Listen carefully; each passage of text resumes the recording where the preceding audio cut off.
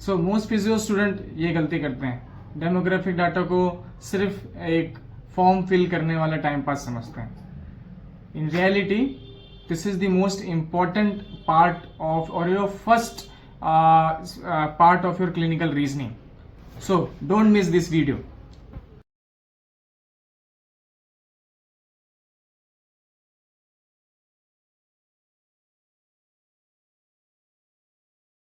Hello students. So most physio students ये गलती करते हैं, डेमोग्राफिक डेटा को सिर्फ एक फॉर्म फिल करने की टाइम पास समझ लेते हैं. So the demographic data is not just a time pass, it is the main first step of your clinical reasoning.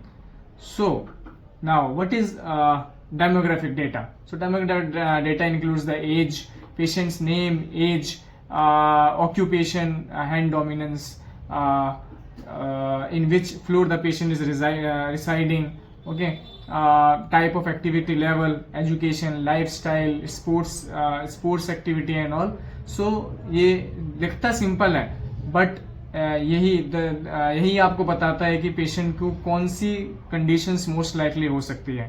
Okay, so which condition patient has most likely, किस type का load patient daily handle करता है. Okay, the type of load the patient is handling in daily lifestyle, and आपको assessment किस direction में ले जाना है. सो ये सब हमको बताता है दिस डेमोग्राफिक डेटा. सो मैं आपको एग्जांपल बताता हूँ. So 18-year-old male football player having acute ankle injury. तो सेम एंकल पेन अगर हमारे 65-year-old पेशेंट को होगा, okay, that the patient is having sedentary lifestyle, तो आपका सोचने का नजरिया बिल्कुल फिर बदल जाएगा. तो for example if a patient is 18-year-old, then मैं क्या सोचूंगा, उसकी या तो लिगामेंट स्प्रेन होगा due to playing activity. Okay, but अगर यही अगर 65-year-old पेशेंट होगा तो मैं क्या क्या और चीजें सोच सकता हूँ. Okay, first of all yes, ligament sprain. Second is the degenerative changes, balance issues, osteoporotic, okay, risk factors. ठीक है, तो ये सब चीजें भी मैं ऐड कर दूंगा. ओके, यह मेरे को कैसे पता लगा, how I came to know it, because of the demographic data.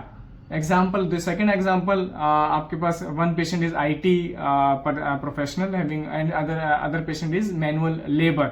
Okay, and both the patient is having neck pain. Okay, तो एक तो आप ये, तो इसमें आपने क्या देखा, ऑक्यूपेशन क्या है पेशेंट का. ठीक है, सो फर्स्ट आपका जो कंप्यूटर जो प्रोफेशनल है, ठीक है, तो उसको the neck pain is having due to the postural load. Okay, repetitive strain, postural abnormality की वजह से. ओके, और यही अगर मैं बात करूं लेबर वर्कर की, तो because of the particular strain the labour worker is having due to the lifting of this heavy load on his back, okay, on his neck, depending upon what type of load he is carrying, okay, on his head or on his upper back. Okay, so the activity, the stress level और type of ergonomic या उनका work related goal set करने में फिर हमें easy होगा. So have to ask the patient if in which floor the patient is residing. Okay, हमें क्यों पूछना जरूरी है, because if the patient is came to into clinic with any lower extremity pain, injury, hip, knee, ankle और any related to a lower extremity.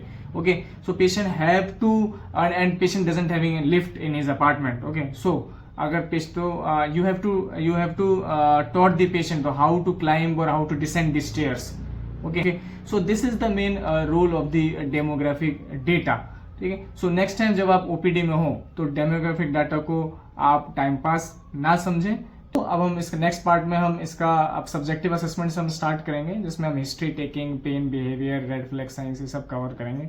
तो अगर आप physio student या इंटर्न या फ्रेशर हैं तो आप मेरे इस इंस्टाग्राम चैनल को फॉलो करें और इस वीडियो को सेव करें अपनी नेक्स्ट पोस्टिंग के लिए.